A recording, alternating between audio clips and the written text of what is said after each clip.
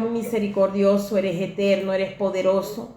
Dios mío, te ruego, Señor, que nuestros oídos sean abiertos, nuestros ojos sean abiertos para mirar en el tiempo lo que tú estás haciendo. Que nosotros podamos ver, Señor, la divinidad operando en medio del tiempo y no estemos buscando rasgos humanistas, sino tus rasgos, Dios mío, cómo se han venido desenvolviendo. Te pido, Dios, que nuestra mente, que el cansancio del día no nos arrope, Señor, sino que tu Espíritu Santo nos fortifique y que el mismo Espíritu que levantó a Jesucristo de entre los muertos vivifique nuestros cuerpos mortales.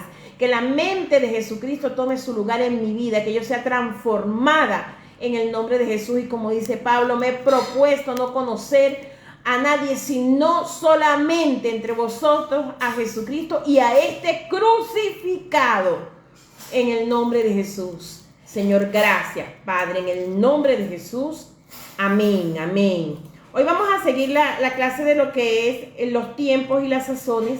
Las dos últimas clases estuvimos tocando ejemplos bíblicos de temporadas, ejemplos bíblicos de calendarios, de cómo Dios se movía. La idea es identificar, o sea, no es solamente tener una enseñanza y contar una historia, sino que nosotros, como estamos haciendo historia, porque la iglesia hoy está haciendo historia, pueda identificar lo que son el tiempo cronológico, pero también la sazón, la oportunidad de Dios en el tiempo. Hoy hay un elemento más que lo vamos a mirar. Nosotros, el tercer ejemplo que vamos a tomar y que lo vamos a ver de cerca, es el ejemplo del cautiverio. Ahí nosotros vamos a ubicar los tres conceptos de las temporadas que hemos hablado hasta hoy, que es Cronos, el tiempo lineal, o sea, ese tiempo de 30 días, de meses, diciembre, enero, febrero, 2026, 2025, a eso lo llamamos Cronos. Y también vamos a estar hablando de los Kairos, que son temporadas en el tiempo, donde nos vamos a dar cuenta que las naciones se mueven en movimientos, por ejemplo, libertadores, donde nosotros vamos a la historia de la independencia, por ejemplo, de Venezuela, y nos vamos a dar cuenta que en esa época varias naciones pelearon por su independencia, o sea que Dios visita la tierra para hacer algo. Y también vamos a ver no solamente el Cronos, que era lo que le decía, es el tiempo lineal, sino también el Kairos, la oportunidad, y lo que es la maduración. Hay cosas que están maduras. Cuando nosotros vamos a comprar, nosotros como amas de casa vamos a comprar algo, nosotros decimos, esto está maduro para consumirse. Al igual podemos decir, está maduro para asumir una decisión. Los tiempos se maduran, las oportunidades también maduran. Y nosotros como gente de Dios, nosotros como intercesores, nosotros somos intercesores del reino, no somos oradores, no somos rezanderos, somos intercesores. Y como gente de intercesión debemos aprender a hablar como hablaba Daniel. Y por eso vamos a abrir la Biblia, usted que me está escuchando del otro lado de la pantalla, en Facebook, en WhatsApp, en Daniel capítulo 9. Y vamos a ver algo importantísimo. Daniel capítulo 9, a partir del verso 2, nosotros vamos a ver algo que va a romper nuestra cabeza y también es importante lo que se mueve. Vean, lo vamos a leer a partir del versículo 2. Daniel, capítulo 9, versículo 2. Dice, en el año primero de su reinado, está hablando del reinado del rey Darío, hijo de Asuero, yo, Daniel, miré atentamente en los libros del número de los años del que habló Jehová al profeta Jeremías. O sea, estamos hablando de muchísimos años. Ya Daniel era un viejo, era un hombre montado en los 80 años. Dice que había de cumplirse las desolaciones de Jerusalén en 70 años. Escuchen, en 70 años. O sea, Daniel abrió la Biblia y él fue a ver, a constatar el Cronos.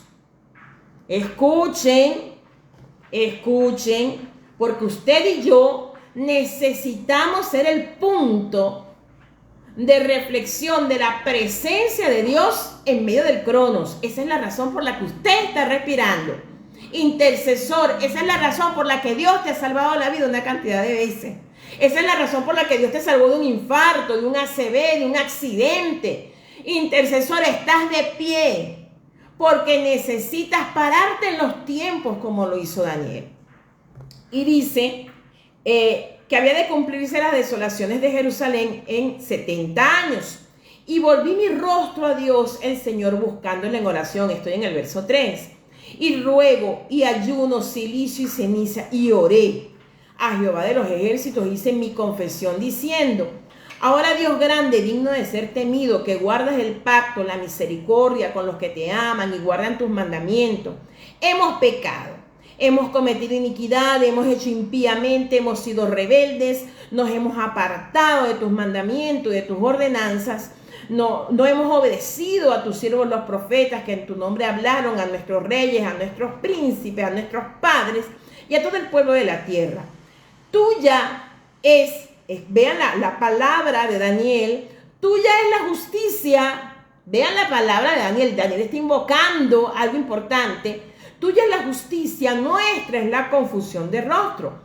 Como el día de hoy lleva todo hombre de Judá, los moradores de Jerusalén y todo Israel, los de cerca y los de lejos, en todas las tierras a donde los han echado a causa de su rebelión, con que se rebelaron contra ti.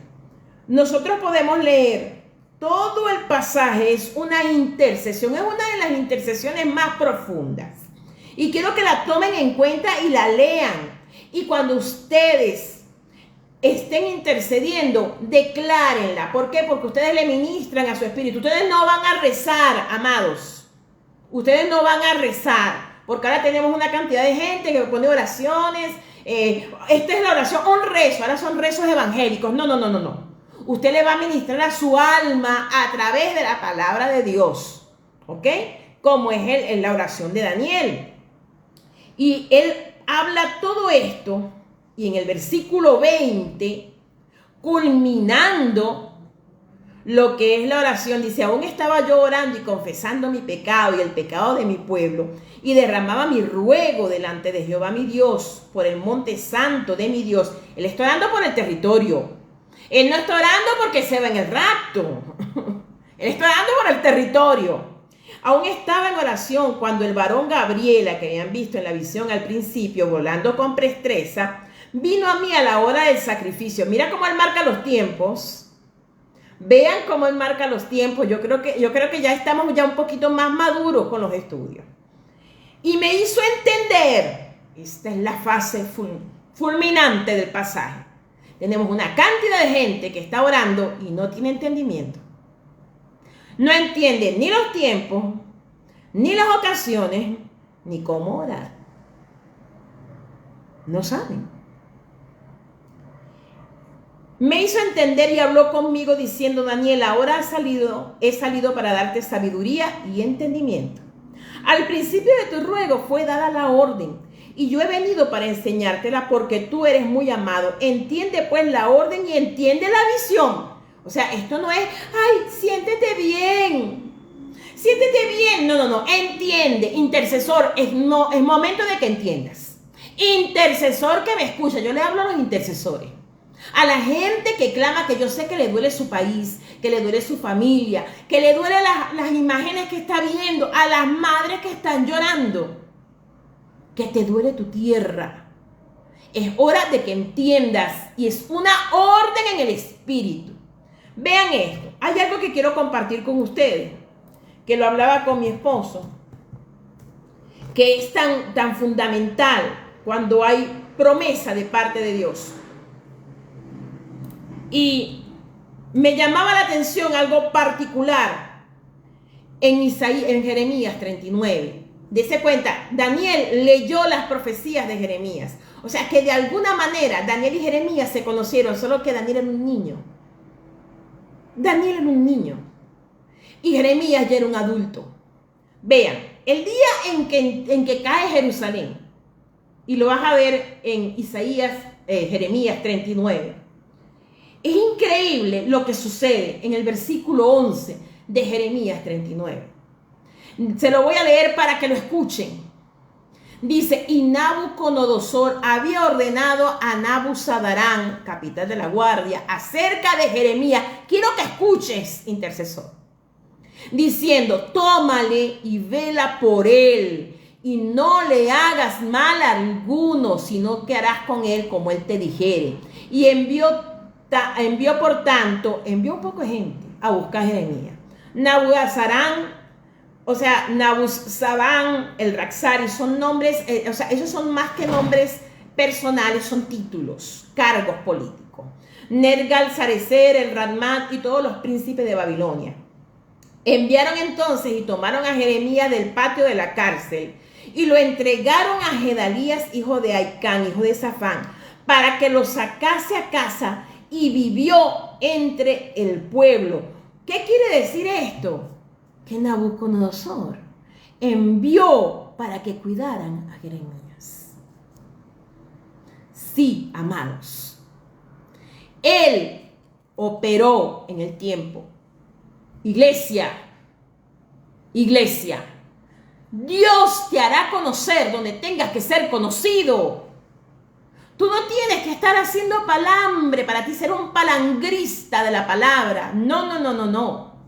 Por eso hoy necesitamos hombres y mujeres que hablen verdad, no que se vendan al sistema. Tenemos una cantidad de gente vendida al sistema porque necesitan llegar a algún lugar.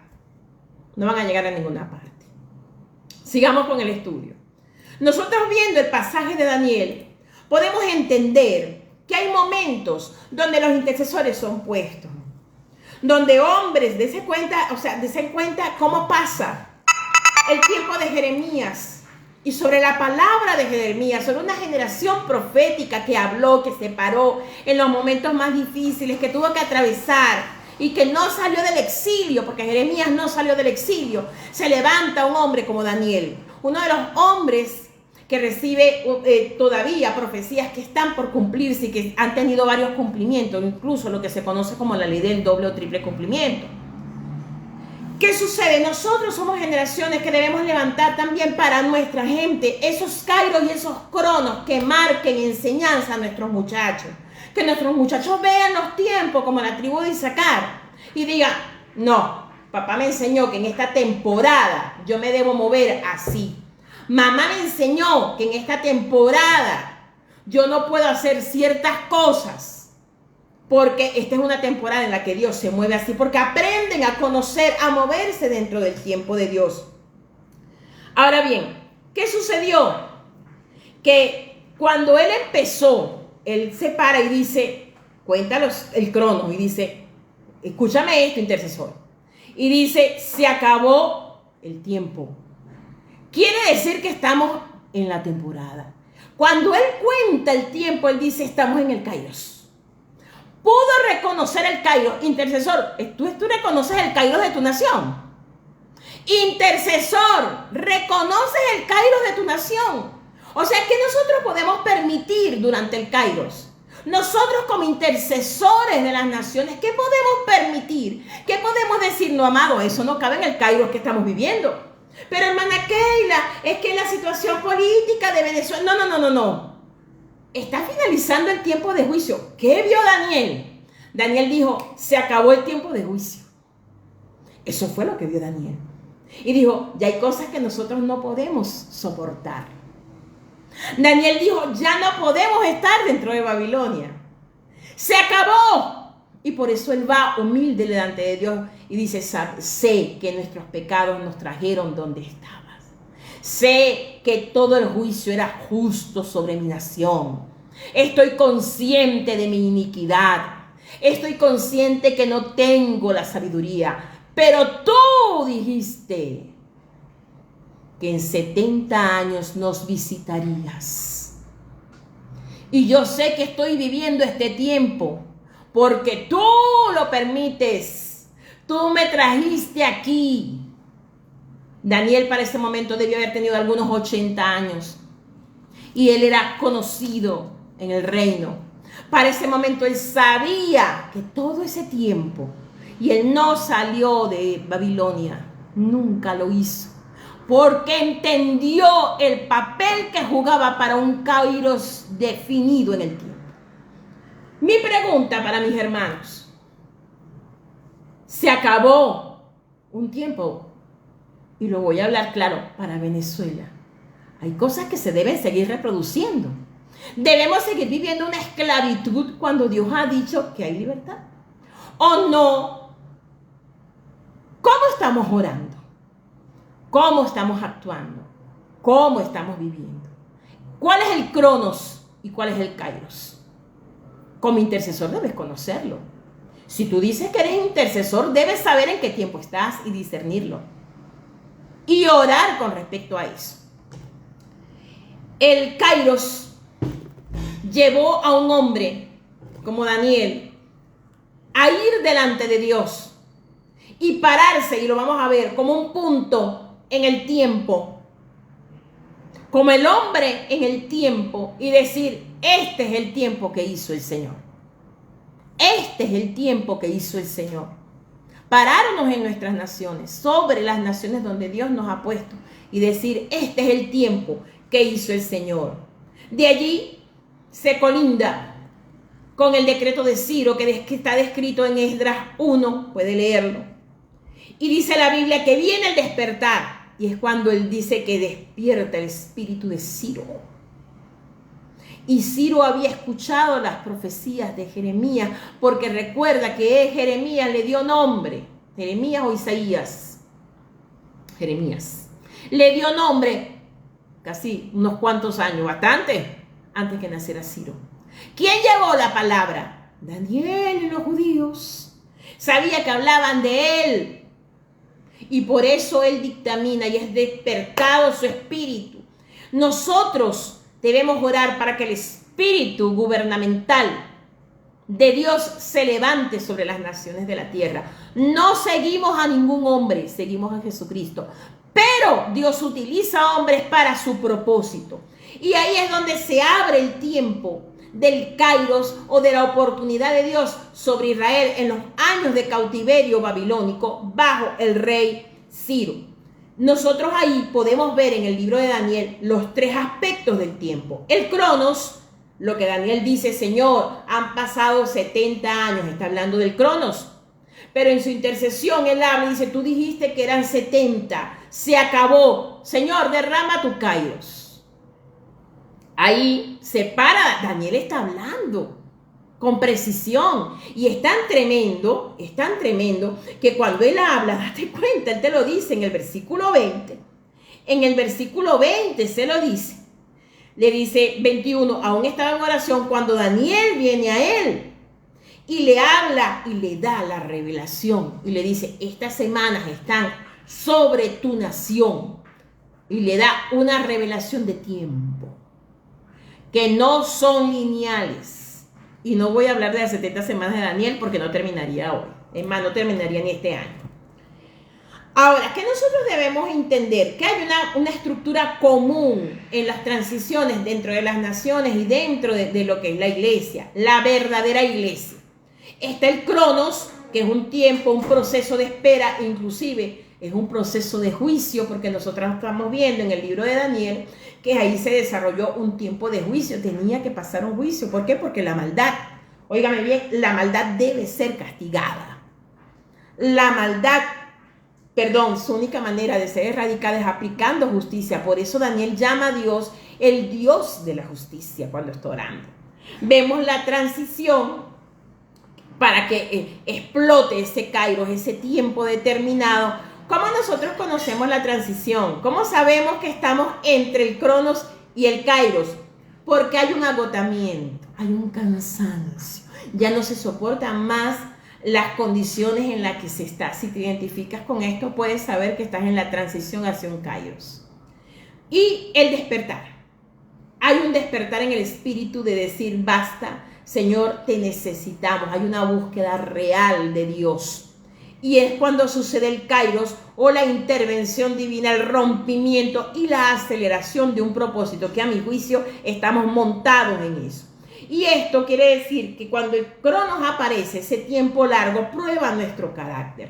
El Kairos es la visitación y la maduración o el pleroma, como lo llamamos nosotros, es precisamente ese momento y las cosas listas para su madurez. ¿Por qué? Israel, después del trato de Dios durante el cautiverio, ¿por qué Dios envía el cautiverio? Por la idolatría. ¿Cuál es el objetivo del cautiverio? Limpiar la idolatría. Y créame, lo limpió.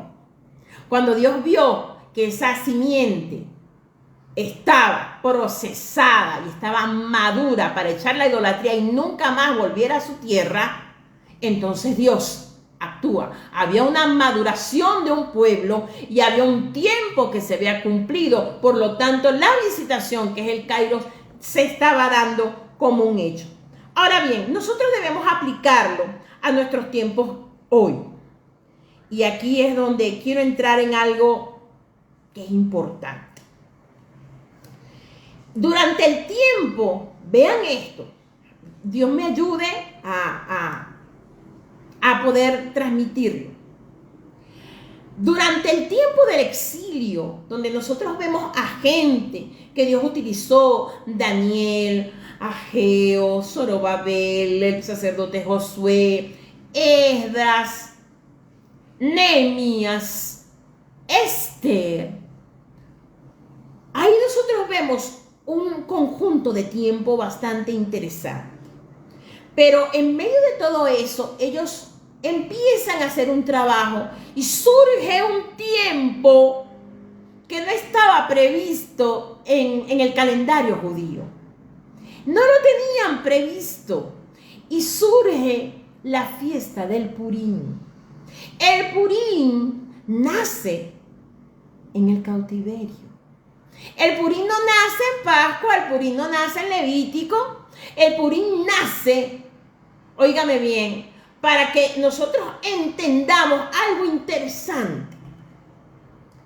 Y tiene que ver con la palabra que está y es la pieza del rompecabezas de cómo nosotros accionamos ahí, de cómo la eclesía, la verdadera iglesia, empalma en esos lugares.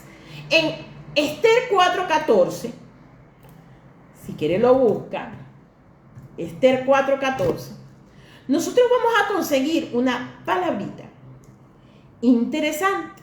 Vamos a leerlo, dice así: porque si callas absolutamente en este tiempo, la palabra tiempo, respiro y liberación vendrá de alguna parte para los judíos, mas tú y la casa de tu padre pereceréis. Y quién sabe si para esta hora has llegado al rey.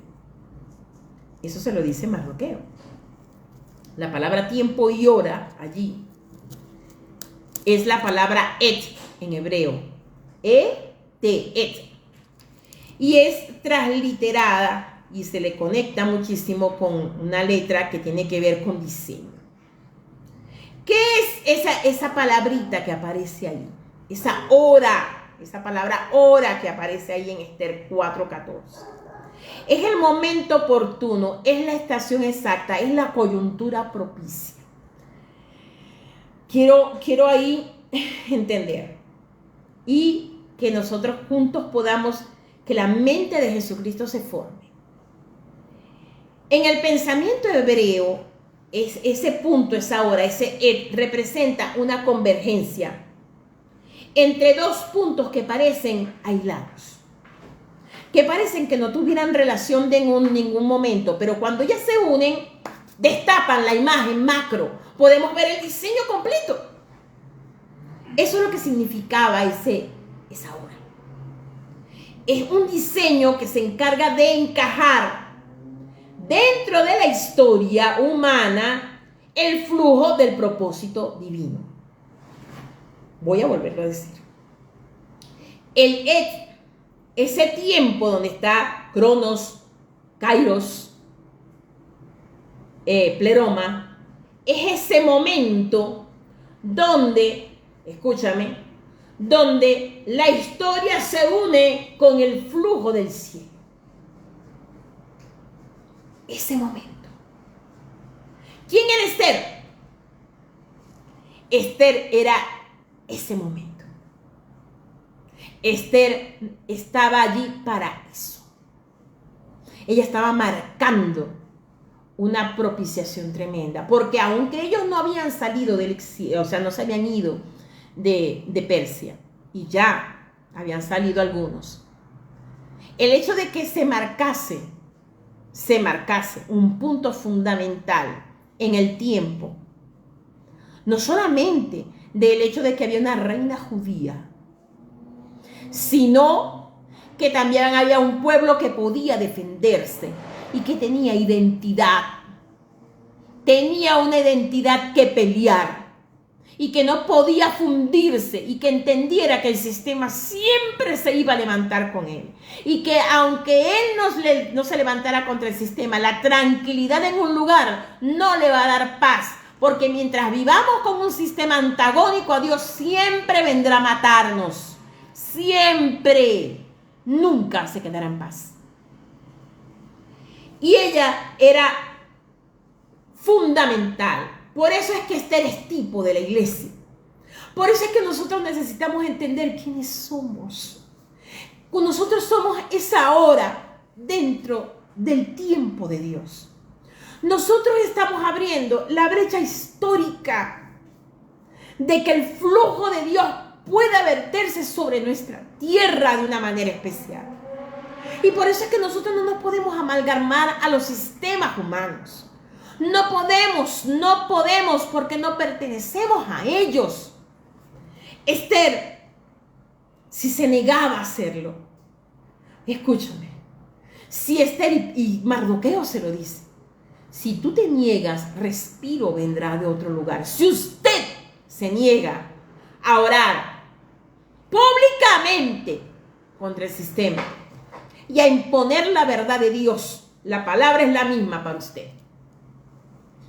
Si ella se negaba a encajar el diseño, él mismo se autogestiona porque es el diseño divino.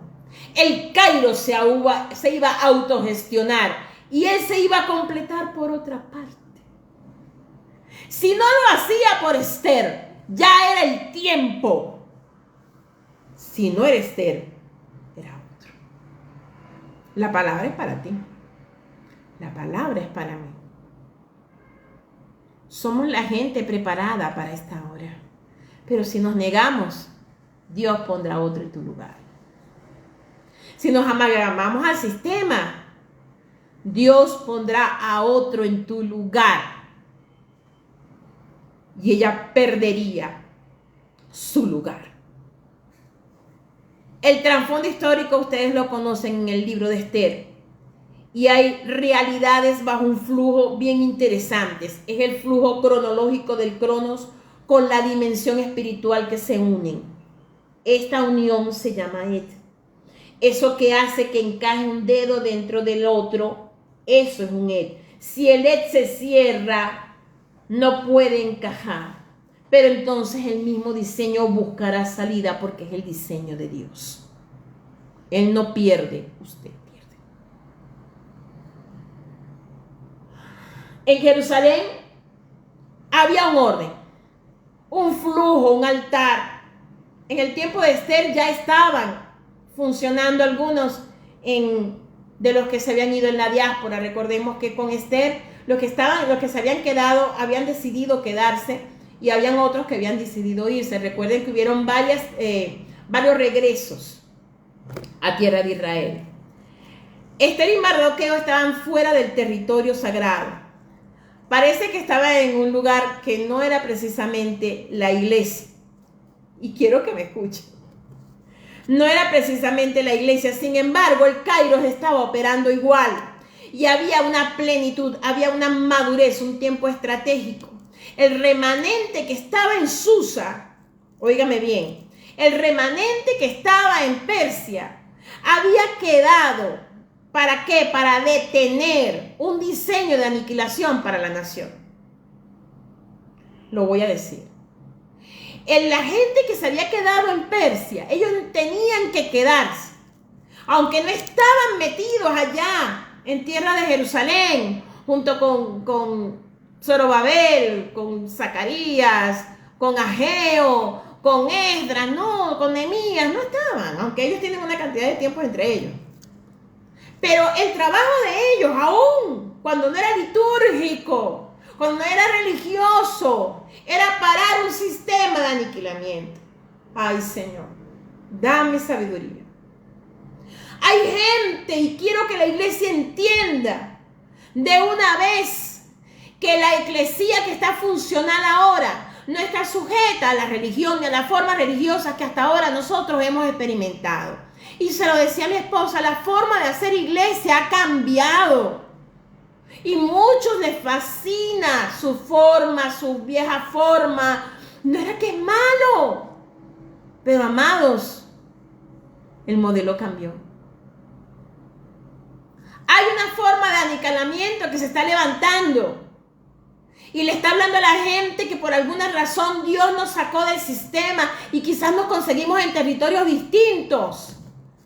Y es quebrar un sistema de aniquilamiento contra la iglesia, contra el verdadero pueblo de Dios. Yo no estoy hablando de la falsa iglesia, de los shows. No, yo no estoy hablando de eso. Yo estoy hablando contra el verdadero pueblo de Dios. Y es interesante, porque si ellos no hubiesen tenido éxito en Persia, amados, ellos hubiesen ido a Jerusalén a exterminar al remanente. Escúchame. Y le hablo a los jóvenes, a los que han estudiado, a los que tienen, Dios les ha puesto en las manos muchas cosas. Ustedes son el remanente contra un sistema aniquilador. Somos el remanente contra un sistema aniquilador. Sí, nuestro campo de batalla muchas veces no está dentro de la iglesia. Pero qué campo de batalla tan bravo hemos tenido que pelear. Y lo seguiremos haciendo con la fuerza de Dios.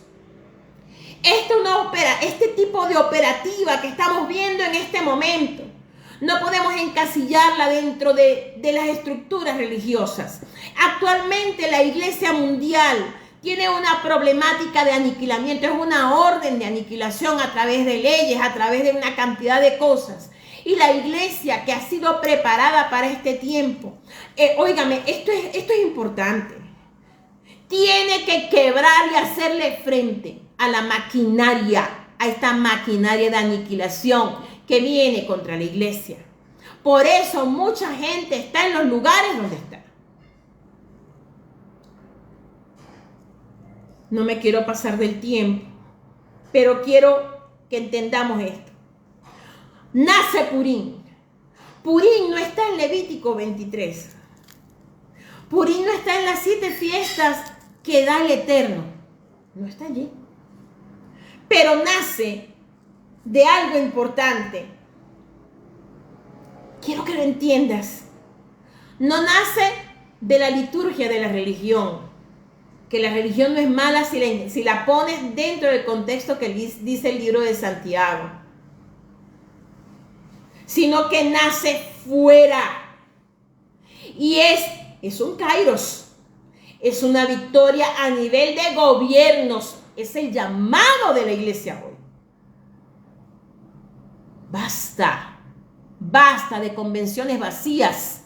Basta de convocatorias vacías. Sin verdadero impulso hacia los lugares gubernamentales para hacer un cambio que realmente frene el monstruo de destrucción que viene contra la iglesia del Señor, contra la familia, contra nuestros hijos. Basta. Las formas no dan vida, la vida da formas. Entienda esto, la forma no da vida. La vida da formas. Esta es una operativa celestial. La verdad en tiempo y forma. Eso es el Purim. La verdad en tiempo y forma. Purim demuestra que Dios no está limitado a los sistemas eclesiásticos o geográficos. Dios no se mete en política, como dice el diablo desde el infierno, y algunos que dicen ser cristianos lo repiten. Nace de una operativa celestial. Estoy tocando otra fiesta. No voy a entrar directo en ella, pero lo vamos a ver desde el punto de vista de Cronos, Kairos y maduración y el Ed de Dios, la hora de Dios. Vamos a llamarlo así, la hora de Dios. Nace de una operativa celestial diferente, una intercesión gubernamental, un posicionamiento estratégico en esferas de gobierno secular. Y la alteración de los decretos terrenales mediante revelación. ¿Me escuchó? mediante revelación. Aquí no hay política del diablo. Aquí no hay que yo te voy a dar tantos votos. Déjame hacer la marcha para Jesús el 3 de agosto. Vamos a moverla del 12 de octubre. Porque no tuvieron agallas para pararse delante del dictador. No la tuvieron. Se vendieron al mejor postor. Purim es y seguirá siendo el testimonio de la soberanía de Dios para legislar desde lo oculto. Desde los lugares donde nadie piensa. Desde allí Dios legisla. Está fuera de la religión y preserva el hilo de liberación que viene del reino. Es una verdad eterna que manifiesta en el tiempo y a través de esferas que son poco conocidas y casi no utilizamos. Amados, yo sé que quizás no sea para usted muy llamativo, pero la iglesia Dios la va a empujar hacia afuera. La iglesia se enamoró de sus templos, sus lugares lindos. Se enamoró de sus cánticos y de la pornografía espiritual que hay en muchas partes. Y Dios ya está harto. Hay esteres en este momento. Hay gente fuera de los entornos que está haciendo un trabajo desde lo oculto. Y ya están emergiendo. Conocer los tiempos y las sazones es importante. Pero conocer la hora de Dios para unir cielo y tierra a través de leyes, a través de acciones de justicia. Nosotros cuando hacemos una obra social en la iglesia, o sea, cuando la iglesia hace una obra social, no puede ser que sea una sesión de fotografía, de selfies. Esa es una humillación, ¿sabe? A quien usted le está dando. Actúa como los políticos de este siglo. ¿Sabe por qué se hace esto? Porque la Biblia lo dice. Porque es un acto de justicia. Cuando usted, a través de un acto de justicia, como el dar al necesitado, usted le está dando a él un lugar porque es la imagen de Dios y no merece estar en donde está. Y a través de lo que usted puede aportarle, le ayuda a que salga de esa atadura donde el diablo quiere desmejorarle a esa persona. Eso es un acto, óigame bien, de misericordia y justicia. No para ser conocidos ni para tomarnos unos selfies de lo que hacemos. Poco de gente que ha perdido el rumbo. Iglesia, es nuestro tiempo. ¿Has discernido la hora de Dios para este tiempo? ¿Discerniste la hora de Dios? ¿Te diste cuenta que estás en un punto donde te tienes que levantar contra un sistema que viene a aniquilarnos? Y que debemos hacerle frente. Si tú no lo haces, Dios lo hará. Que Dios bendiga a mis hermanos en Facebook. Que Dios los guarde. Bendiciones.